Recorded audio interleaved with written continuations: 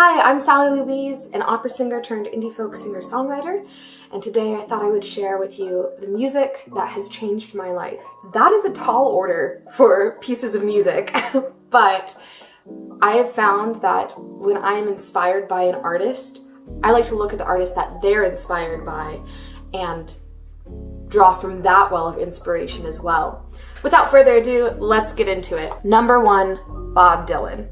I would love to share some of his music on here right now, but I fear I'm going to get some sort of copyright law infringement, so I won't. Instead, I'll just show you all the cool records I have of Bob Dylan, and the Bob Dylan poster I have, and the other Bob Dylan poster I have, and all the stupid Bob Dylan things I own. His songwriting helps me loosen up and get into flow and remind myself that I could write about anything and make it a song that sounds good and feels right. He's so good at writing. I find so much inspiration from him, and I can get into flow state better after I've listened to Bob Dylan a few times. But the reason why I chose Bob Dylan as an artist and not a specific song by him is because I got obsessed with him during a very transformative period of my life. I was going through a tough time of having moved across the country to go to grad school, pursuing a degree that wasn't sitting right with me, so I was kind of miserable, and I was in an abusive relationship on top of it. That was also when my own songwriting abilities started to return after a multi-year hiatus, and Bob Dylan was a refuge. His songs brought a lot of solace and a lot of emotional expression and release from me. Bob Dylan has given me the permission to get into my emotions and express everything, no matter how small, as significant. The second one is from my childhood. It is the Les Miserables 25th anniversary edition. That recording is really special to me, not because I listen to it all the time. In fact, I haven't really listened to it in a hot minute. It's because my dad would play it as a kid, and it was the gateway drug to opera for me. Even though Les Mis is technically musical, it was an art form that I had never seen live before, but just hearing the intensity and the grandeur through the music itself when my dad would play this recording, it got me really excited. It's really special to me because it reminds me of hearing it when I was a kid in my dad's office. Also, who doesn't love Les Mis? Like, who doesn't get excited about that? My personal fave is Master of the House because it's so goofy. Okay, this one's super special to me, La Traviata. La Traviata is so special to me, not because it's like my favorite opera. It's not. It's the first opera I saw, and it is the opera that made me realize that that is what I wanted to do. I wanted to be an opera singer.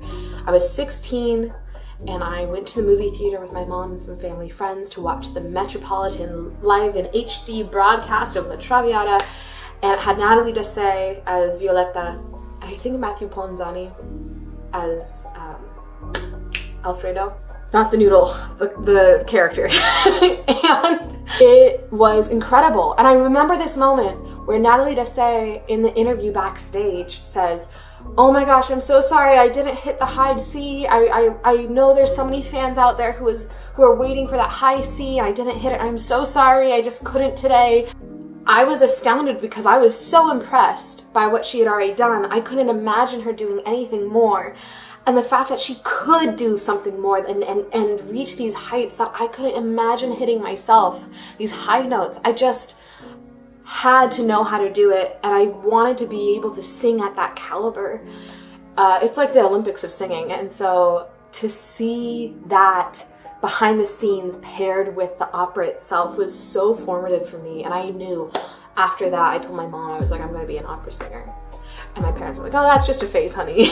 And then it wasn't a phase. And here we are, so. Oh, Oklahoma, where the wind comes sweeping down the plains, and the wavy wind can sure sound sweet.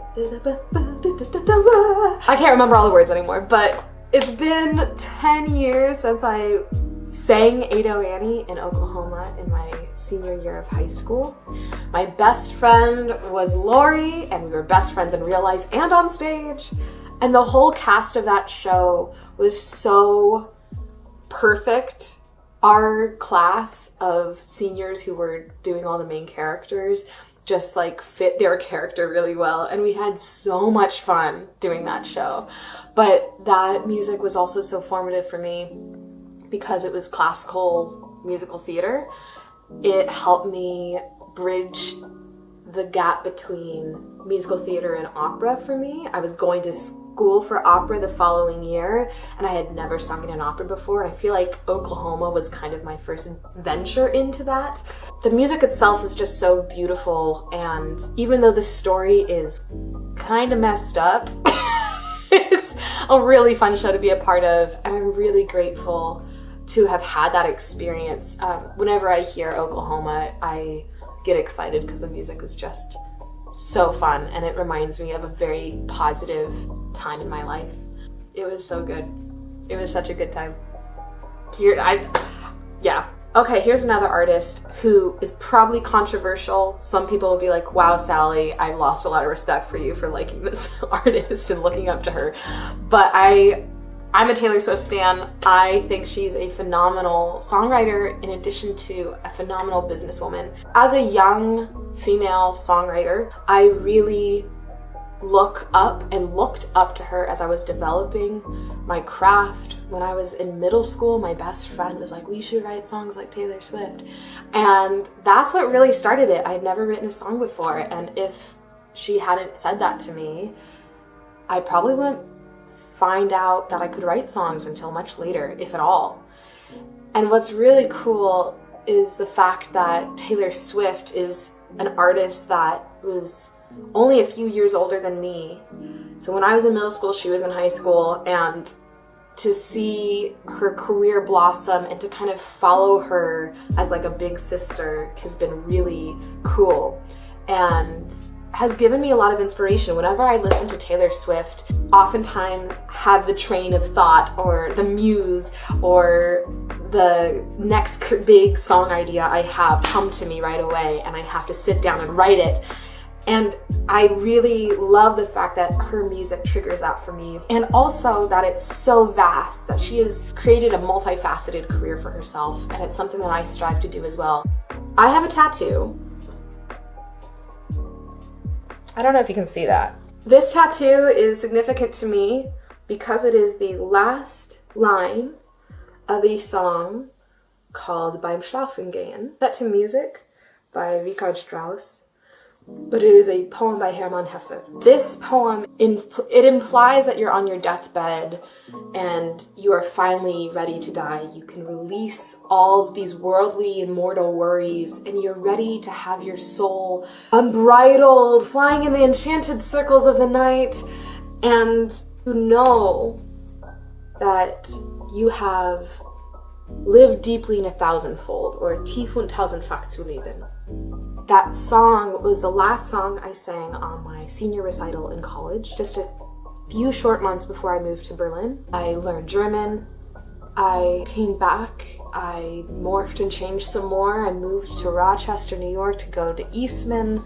I quit. I started my songwriting career, and over and over and over again, Beim Schlafengehen, that poem, that song, comes back to me and reminds me, even in the darkest, most tumultuous times, to live deeply in a thousandfold is all we're here to do. That living is about the good, the bad, and the ugly.